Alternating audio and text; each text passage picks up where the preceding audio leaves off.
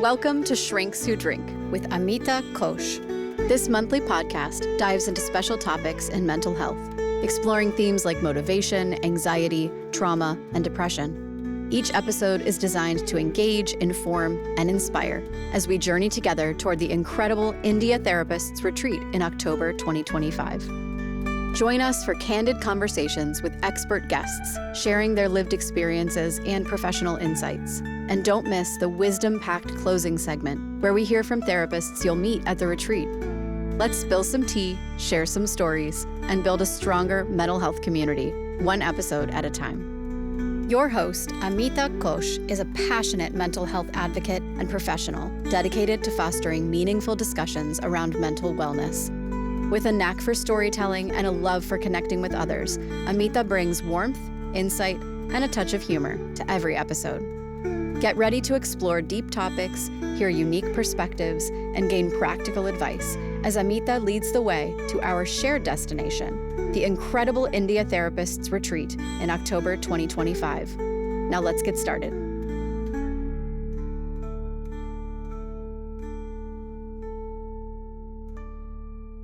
Today we have Nicole Richardson with us. She is a licensed therapist in Texas, in Austin, Texas, and she has worked in private practice for over 15 years. Her specialization is with families and individuals in the military. She's worked with people who are trying to get sober. She's also helped trauma survivors, as well as parents who are struggling to be parents, the kind of parents that they want to be. She is a certified EMDR therapist, and she's also a Gottman Level 3 therapist.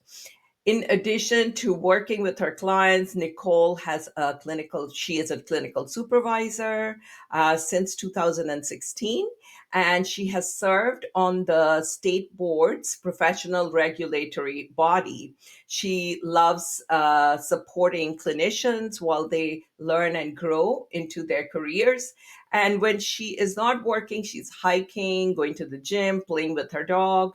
And apparently, Nicole, you like Real Housewives. So this is Nicole Richardson. Welcome, Nicole. Thank you. Hi. I need a nap after all that. You make me sound very busy and interesting. Well, you are very interesting and busy and active. So Nicole, I am going to ask you a few questions, and then we'll just kind of go from there. Okay. Okay, great. So tell us a little bit about your upbringing, your formative years. Like, how does that connect to the person you are today? Well, I mean, I think for everybody, right, like your upbringing definitely informs whether you're a therapist or not. There is sort of a joke. I don't know if you've heard this, but among other behavioral health professionals, right, like there's two reasons that people get into behavioral health. Either you're nuts or you grow up with someone who's nuts. So I don't know. It'll be a surprise. So my dad was active duty military, so we moved a lot when I was a kid. I think people assume that because I moved a lot, I'm like less awkward with new people. That's not true at all. I still don't like change, and I'm still a very awkward weirdo. My favorite grandfather, I took kind of a circuitous route to becoming a therapist. My favorite grandfather was a judge. And because of that, growing up, I thought lawyers help people. Ha ha ha ha ha ha ha. And I didn't get that was funny. Some do. Some do. Some do, sure, the minority, yeah. So I didn't know that was funny or wrong until I became an adult.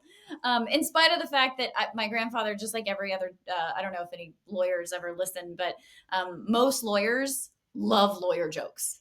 So he told them all the time, and the punchline is usually like they're kind of naughty, and it didn't occur to me until I was a full grown adult that like, oh, that wasn't just a joke.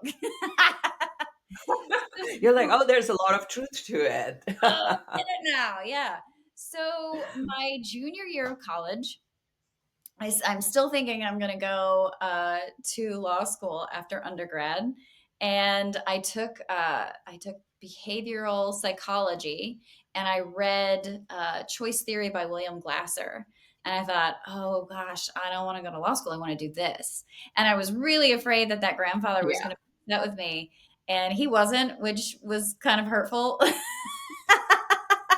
um, so I think I set it up wrong. So about a year later, I had been kind of toiling with this and researching, what am I going to do instead of law school? And they thought I was studying for the LSATs. And so I flew out to visit them, and it was this whole weekend, and I waited till everybody was in a really good mood. We had had dinner, we had a little wine, and I was like, I have to tell you guys something. I got really serious. And my grandfather kind of like sat at the edge of his seat and kind of like braced himself, put his hands on his knees, like braced himself. And I said, I don't want to go to law school. I want to be a therapist. And he let out this big sigh of relief. And he goes, oh, thank God, you're too nice for law school. And I was like, I'm not that nice. I'm not that. I can be mean if I want to be mean. That's funny because I tell my clients I'm not that kind of therapist because I am very directive. I Yes. am like I lay it out like it is, and so I warn them ahead of time that listen, I am not that kind of therapist who's going to Yeah. just hold your hand and say I'm so sorry you feel this way. I'm going to be like, yeah, I'm so sorry you feel this way. Now let's get going. Yeah. So now what? Would you like to So feel better yes, yes, you're not that nice. now? I'm not that nice. I'm not that nice. So after I got over that, ouch, dude, stop. Then everything was fine again. God, good. So, did you, your formative years, you said that you moved around a lot. Were you abroad outside of the US or was it all inside? So, if you're career military, most jobs, not all, there's a handful of exceptions to this, but most jobs you do have to do an overseas tour. Um, Yeah. Very long story short, my grandmother was diagnosed with cancer around the time that it was time for us to do our overseas tour. And Okay. fun fact, for those that don't know, Hawaii and Alaska are considered overseas tours because the cost of living is so expensive, and because they're not Oh, contiguous United States. If you get stationed over there, yeah. it's considered an overseas tour. Can you imagine? We didn't get Hawaii. I don't even think it was an option, but that would have been cool. Instead, we went to Alaska. So I actually know the proper use and construction of an igloo. I can actually use. I can make. Oh, how fun! That Yeah, is a yeah. fun information about you. Look at that. Look at that. I can If ski if, back. the, if Earth freezes over, then you'll be able to build an igloo. We had snowpocalypse here just like 3 years ago. I mean, had we had more, I could have stored my food outside safely. All I right. So you that was that, everybody has a pivotal moment when they're like, oh, I think this is what I want to do. And interestingly enough, like, I had that when I was in eighth grade. We had a substitute teacher who was a psychology student, and at the end of class she would give us tell us stories that she was studying about. And so that's kind of when I was like, oh wow, this is interesting. I was always an introspective kid, very quiet and just observing. So I think it was a natural fit. So, but I think we all have that. We all have that moment when we are like, this makes sense. Yes, this is the thing. Wonderful. Wonderful. Yeah. Yeah. Now, tell me something. You've been doing this for 15 years. So you have a lot of experience. What do you think clients expect when they first come into therapy? Well, I think that's a little different for everybody, to be fair. And I guess too, technically I've been doing it for 16, 12 and a half of which were in private practice. Before that, I did a lot of agency work. Okay. I think that if you've never been in therapy before, a lot of times people think they can do 90% of the work in session and 10% on their own. But really, it's the reverse of that. If you think about, even if you go for therapy once a week for an hour, that's you still live the majority of your life outside of that room, and none of us are completely self-aware, right? Like you can practice a certain amount of self-aware, you can practice a lot of self-introspection, but none of us are completely there. And so to be in the room and to kind of present all the data that you can, that you have available within your knowing, right? It's really Yeah. hard to do 10%. In the therapy room. And so I think if somebody's never been in therapy before, I like to tell them that. The other thing I like to tell people is there's a lid for every pot, but there are no universal lids. So, kind of, you were joking about how direct you are. Same. I don't believe at all that I'm the right fit for every client. Absolutely. Hmm. And that doesn't mean that there's something wrong with some people and that, like, clearly I'm no, there's just, I'm just not for everybody, and everybody's not for me. I don't have the gifts that some people need. For example, I don't work with eating disorders, and that doesn't mean that people with eating disorders don't need support and don't deserve it. It's just not my, it's not my jam. So I would want to find Yeah. somebody that, like, is there and gets it and has more training in eating disorders than I do. So I think those are the two things. If you've never been in therapy before, those are the two things that I like to tell people. For people that have been doing it for a while, I think it's a little bit more challenging because they've got to know what has and hasn't worked in their other therapeutic relationships. So, like, if they had somebody that was really directive and they want somebody to hold back a little bit more and, like, let them get to it, okay. Or maybe they had somebody that wasn't directive enough, that was just like, oh, you're a pretty bird. And that didn't work for them. Cool. Then you need to know that. I think Hmm. sometimes people get into therapy who've been in therapy before and they have a big reaction and they don't understand it. And so they just quit. And that can be tricky too. Like sometimes you just don't click with somebody and that's okay. But sometimes you need to push through that discomfort so you can figure out what's happening for yourself. So I think it depends Right. on where you Yeah. are in your journey. Yep. Yep. Absolutely. Absolutely. So what, in your 15 plus, you said 16 years of experience? Mhm. Yeah, of experience. What have you seen as been a shift in like what are people coming in for? Has there been a shift?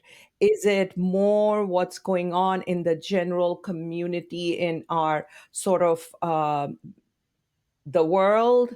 Is it what's going on with people in general? Or is it even what's going on with you? Because I know that, as we as therapists mature and grow in our work, we start seeing different kinds of people. I mean, when I started out working, I was seeing teenagers and now I'm like, I don't know. I just want to work with adults. So it does shift. So in your experience, what have you seen as a shift that has happened? So I think I have to kind of take out my experience with doing agency work. For example, like I worked at an agency where my clinic worked exclusively with felons with severe psychiatric disorders. And so it was kind of it's kind of the same song, right? For the most part, everybody's fresh out of prison. So the presenting issue is pretty similar most of the time, right? So I guess just thinking about private practice, I think it is and it isn't different. I think that at the end of the day, we want to connect. We want to feel comfortable in our skin. We want to feel close to other people. We want to feel loved. I don't think that's changed. I think Hmm. the way that shows up has changed.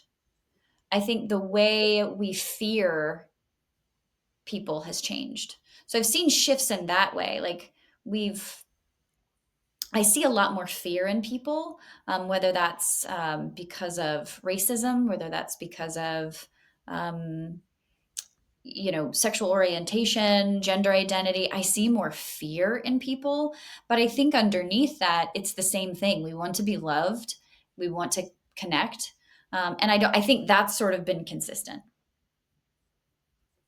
Have you, like, what Okay. changes have you seen?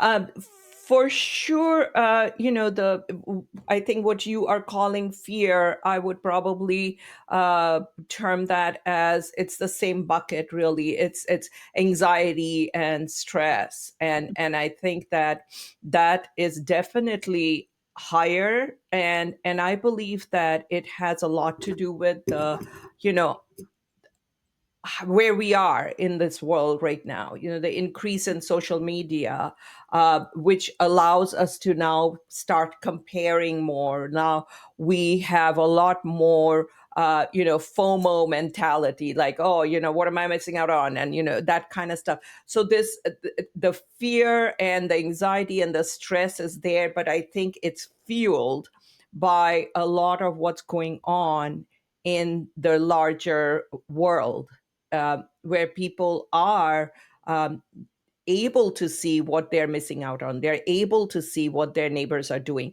and again, we have to admit that it's not accurate. What we see on social media is certainly not accurate. Nobody's putting pictures of their unfolded laundry up there. So the visual that people get is everybody else's life is perfect and mine's not. So I think there is this artificial need for your life to be something different, and I think that causes a lot of stress for people. Yeah. Of course, the more mature, emotionally mature you get, the easier it is to get past those things. But it's hard to look at somebody else and think that that's how they look or that's how their life is and mine is not. Mhm. So yeah. And then I think, of course, with what you're talking about, the fear with sexual orientation, the fear of being a minority, and we would have thought that things would just keep improving, but we are now seeing that it's not necessarily going in the same direction, and sometimes life does have a cyclical way of happening. So when things get really good, there is a natural kind of down, and I think that we are definitely in that down trough area where things are not progressing as we would have expected things to. I think that's true. I mean, there's just a lot to it, right? I Yeah. also I saw part of a lecture a couple weeks ago, and I really wish I could remember the gal's name. She's in the UK, but she said something interesting about that's kind of just been like echoing in my brain since then. That in our industry, we have gotten to a place where to define everything, to make everything clear, we have kind of accidentally started to pathologize everything instead of just letting things be like kind of. I think part of what you were saying was, life kind of just does this, right? It's up and it's down, it's up and it's down. When I'm up, it doesn't mean I'm manic. When I'm down, it doesn't mean I'm clinically depressed, right? I can be sad and not be clinically depressed. And I think part of what she was driving at is like, are we as an industry over pathologizing by needing to label everything? And I think we see that reflected when people go, say, on TikTok and they do some sort of spiral around like, am I autistic? Like, okay, well, I mean, it's a spectrum, so maybe you're autistic. Do Right. you need that Right. label? Does that label move you forward? Having that label move you forward in your life in any way? Like, what does it Yeah. move to label that? Absolutely, absolutely. So, you are you currently in private practice? Yes, yes, for about 12 and a half years. Okay, okay. So I'm in private practice as well, and I don't take any insurance. And one of the reasons I don't take any insurance is because I don't want to have to diagnose somebody. Hmm. And oftentimes people are coming in; they may not have a diagnosis, but that doesn't mean that they don't need help. Right. Um, and if I have someone who truly needs to be medicated, needs a diagnosis like bipolar or Sure. borderline or something like that, I will consider that. But that's not my first thing that I do, is like diagnose people. Right. And I think that that kind of what am I talking about? Not structure, but that philosophy of everybody has to be diagnosed is a very medical model. And the Yeah. the Western medical model really focuses more on treatment of symptoms as opposed to looking at the source of the problem and Or even treating the the whole, source of the problem. yeah. Or even the whole person. I think also it very much supports, I mean, at the risk of putting on a tinfoil hat, I think it also very much supports the pharmaceutical industry. Because to your point, if I'm just treating symptoms, there's a pill for that. Instead of looking at your Yeah, yeah, lifestyle, like, okay, you're absolutely. anxious. How much caffeine do you consume in a day? Right. Are you moving your body around? Are you Yeah. shaking it out? Right? Like, when's Hmm. the last time you laughed? When's the last time you pooped? Like, look at somebody's life Right. Oh, absolutely. instead of just saying, Absolutely. "Oh, you're Absolutely. anxious. There's a pill for that. I got you. Oh, you're not sleeping. There's a pill for that." Not Right. Yep. sleep Yep. routine. Like, or how, talk to me about your stress. What's your, like, are you getting enough magnesium? Are you getting enough protein? Talk to me about that. But I read this book, A Mind of Your Own. It's written by Michelle Bogan, I think. And she taught. So she's a psychiatrist, and she in her book talks about how most physicians, most MDs, get 3 hours or less of nutrition in medical school. I'll say that again. Most physicians Like get nutrition training. Are you talking about nutrition training? education, yes, 3 course hours or less in nutrition Education. Yeah. Okay. as physicians. So unless they go get more on their own, 3 course hours. I had more electives than Yeah. that. Are you kidding me? And 4 years Right. of training, 3 course hours. That's nothing when you consider what a huge part of being a human is, is Yes. eating. That's something we do multiple times a day, and it has a huge implication on every part of your life. So it just blew my Absolutely. mind. I was like, read it. I have to read this again. This can't be true. Right. Right. Yeah. Absolutely. Now, are you familiar with the science of Ayurveda?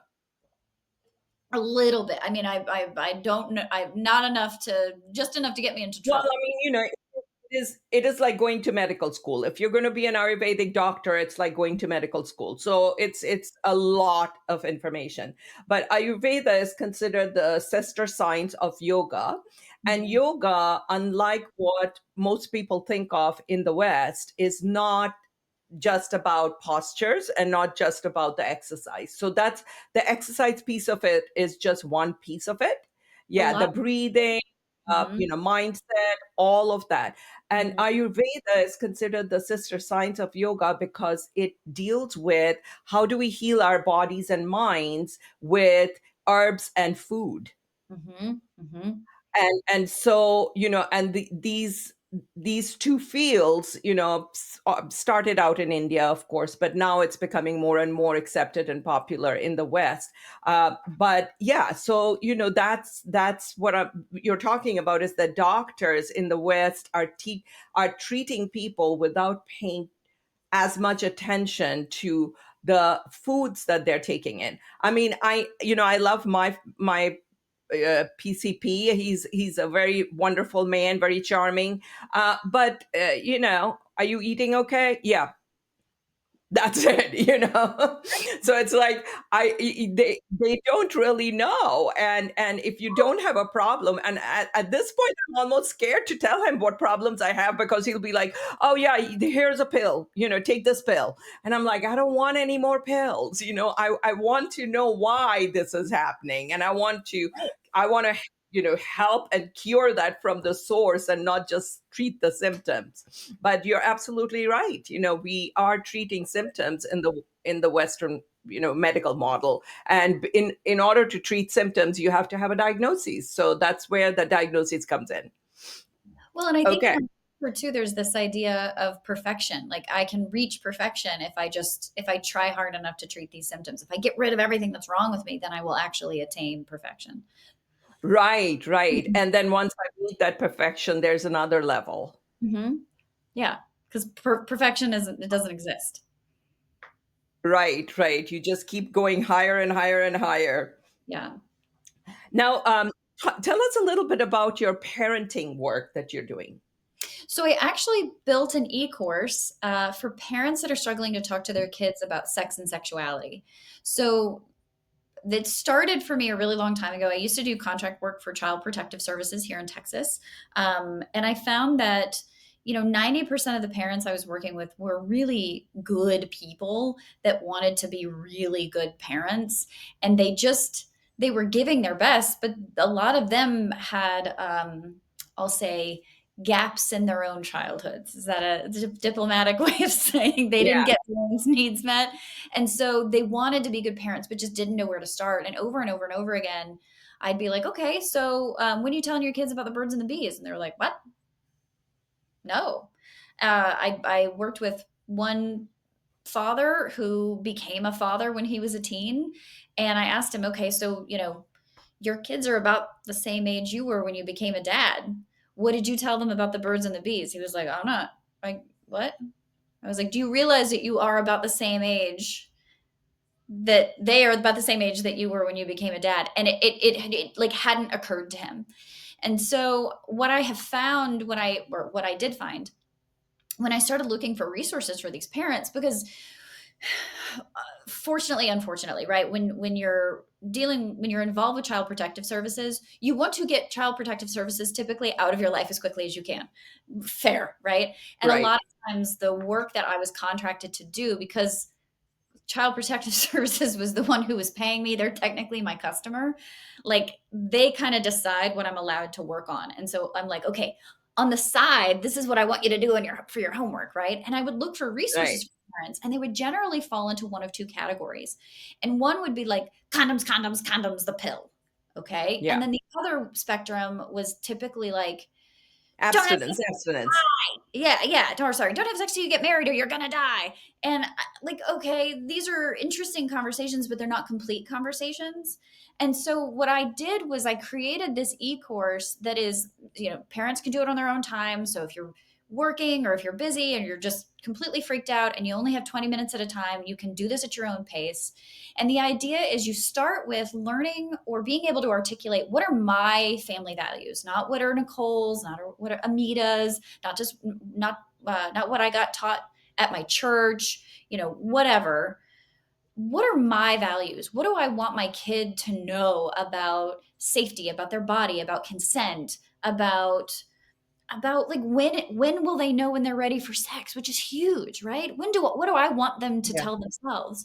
So you start with having that conversation with yourself, and then I break down within the different developmental stages, starting as young as toddlers. How do you start to talk to your kids about, like, how do you plant the seeds of consent? How do you plant the seeds of being able to talk to them about their genitals without judgment?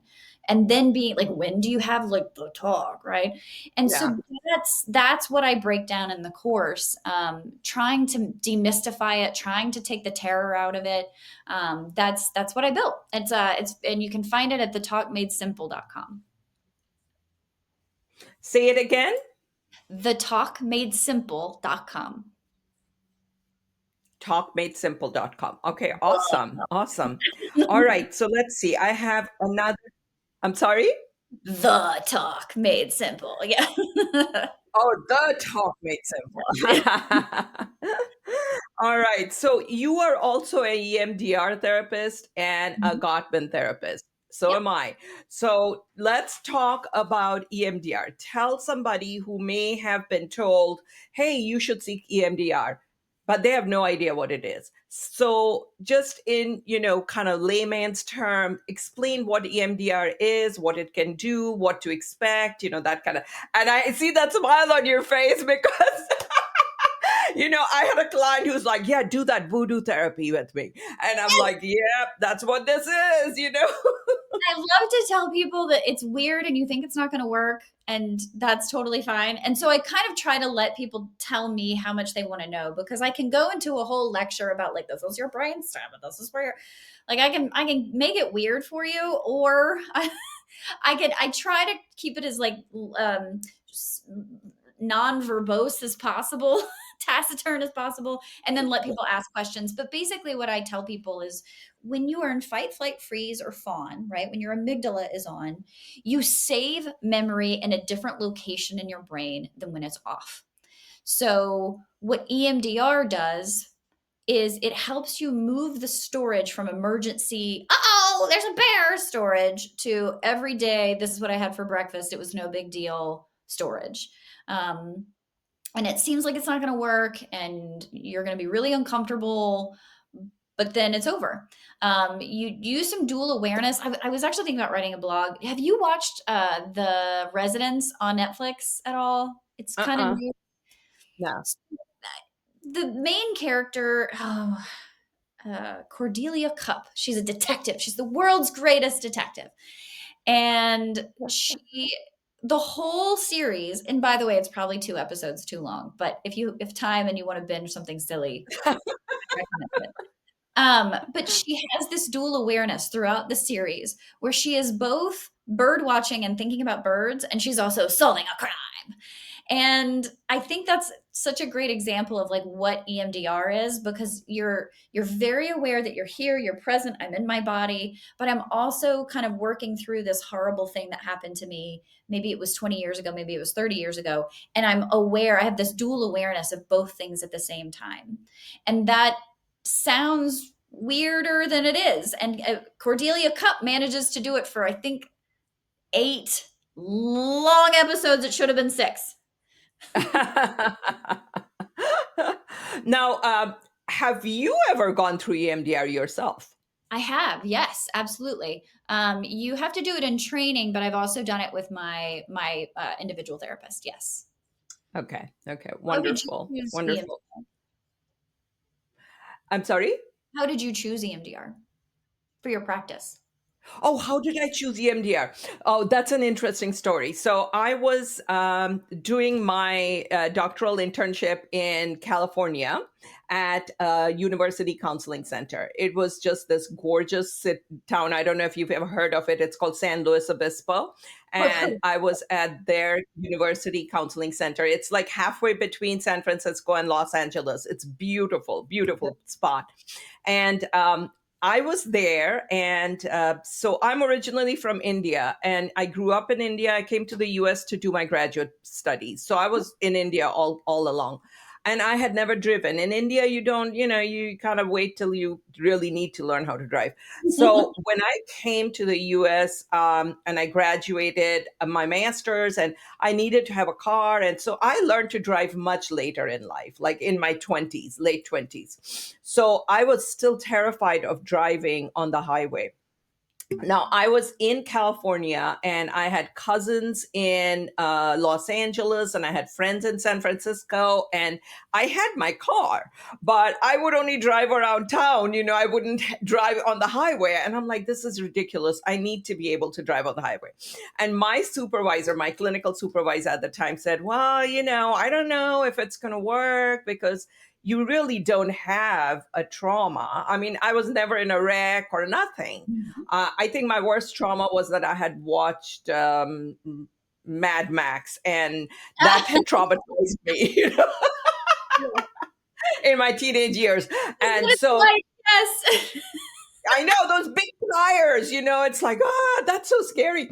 So he did EMDR with me about driving to LA, and I swear, I'm like, I don't know what happened, but here I am driving to LA, and through all this huge traffic and everything, and I was like, fine. So that was how I was introduced. Now, mind you, this was in 99.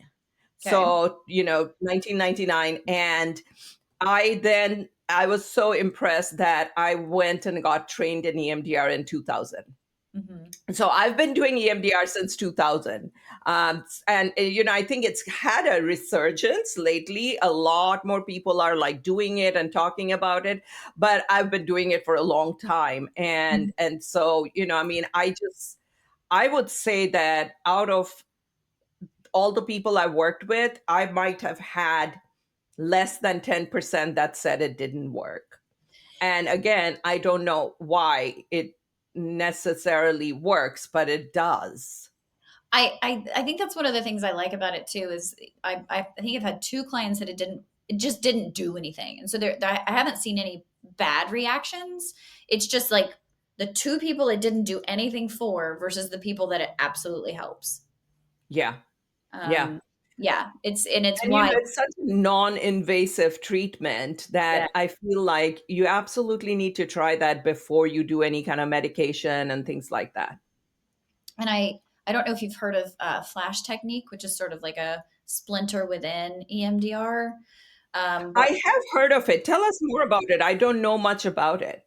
So I got trained about 3-ish years ago. I don't know, time isn't real.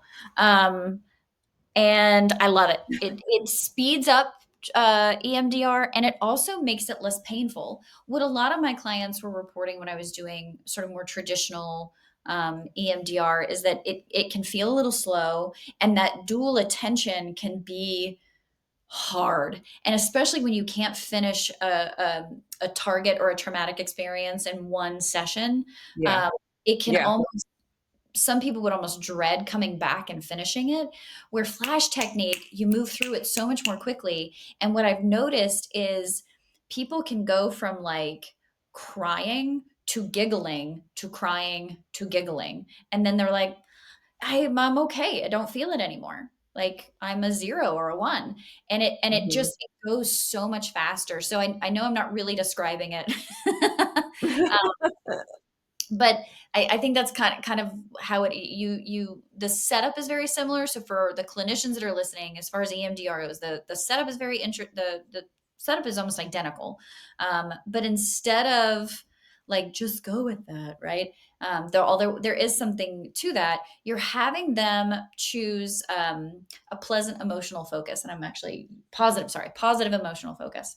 And then you have like in the training that I did, you have them you pick the target, you set it up, zero, what's the suds, all this stuff, the negative cognition.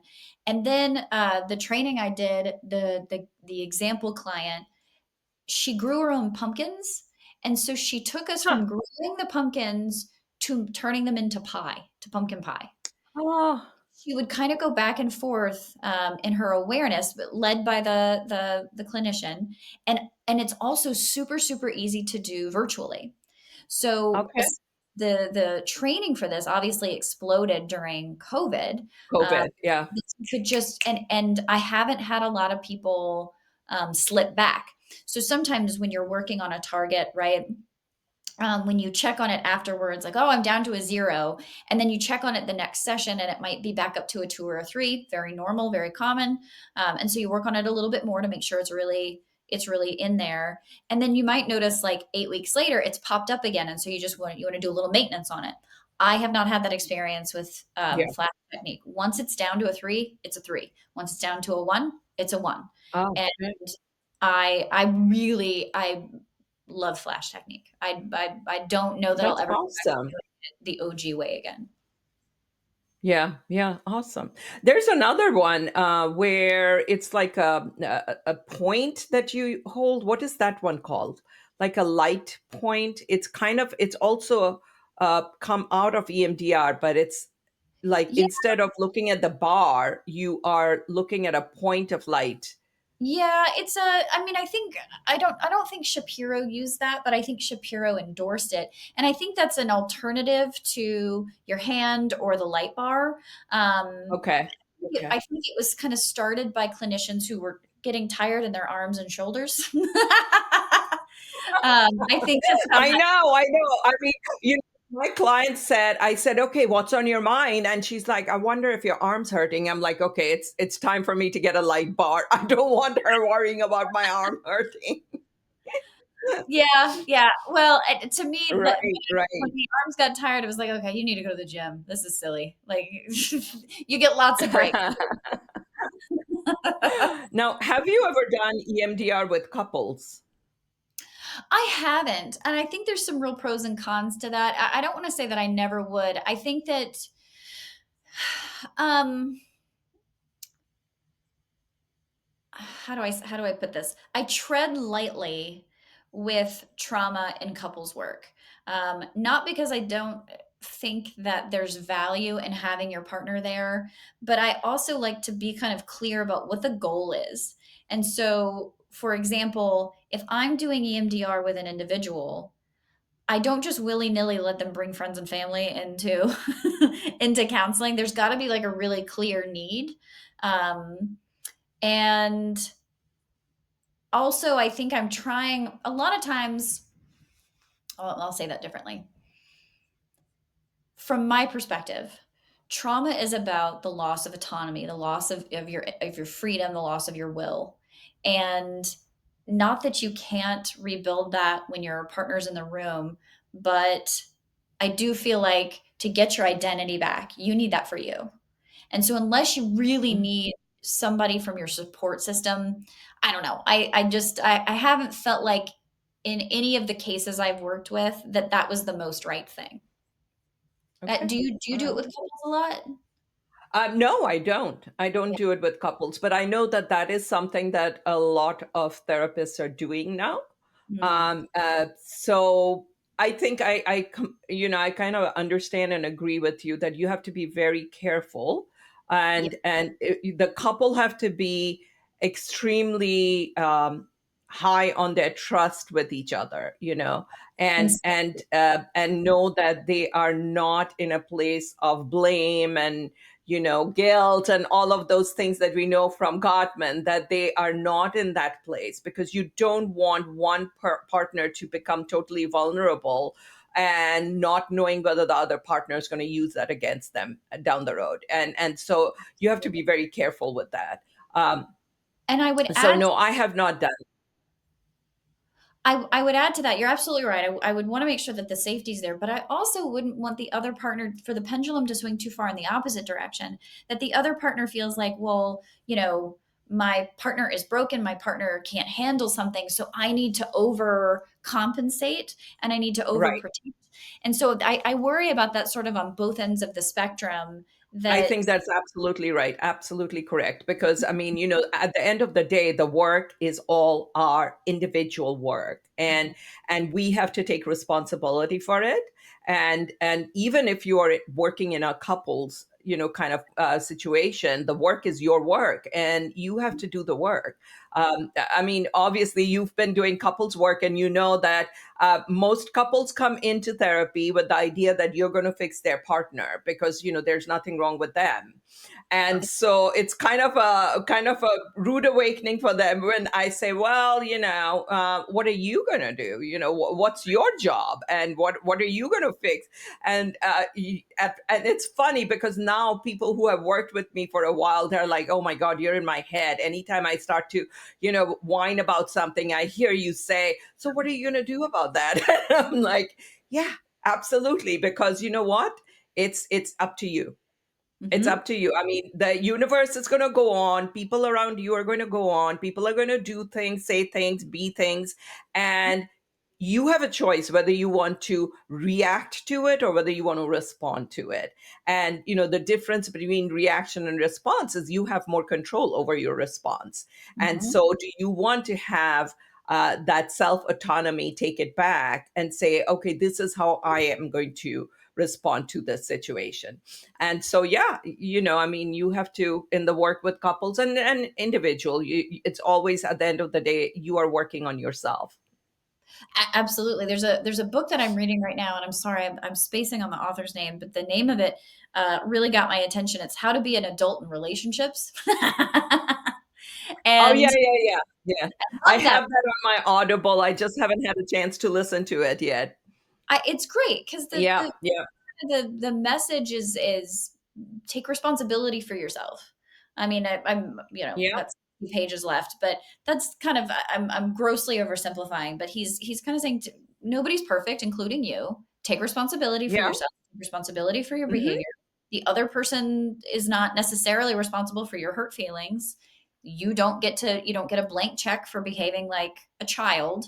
Like, I always tell people, I'm like, you know what? If you were 5, you'd probably be on the carpet rolling around and kicking in the air. That's how you're acting right now. Because, I mean, yeah, you're not doing that literally, but that's what you're doing, with your throwing a temper tantrum. So yeah, like we were saying at the very beginning, I am not the therapist for everybody, but if you want the truth and you want to move forward and do better faster, then you come to people like you and me, Nicole and me. Okay, so before we end, I want to ask you the question of self-compassion. How do you take care of yourself?